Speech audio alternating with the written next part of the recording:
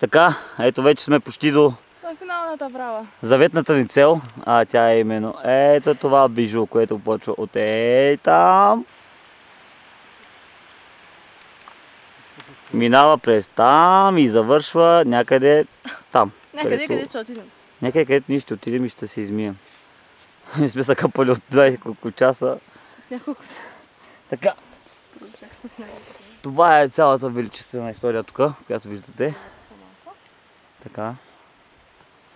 Краката не ме държат вече. Впрочем, благодарение на ето е тази сопа, тояга стига до тук. Виждате какъв е наклона. Френската група е няма. Останахме само българската група.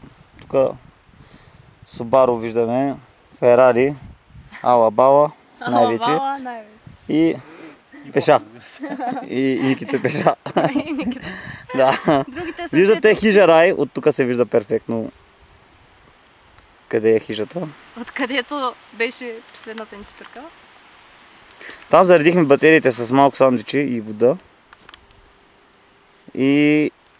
А от изходната ни точка не се вижда от тук, защото от тези скали и пречат.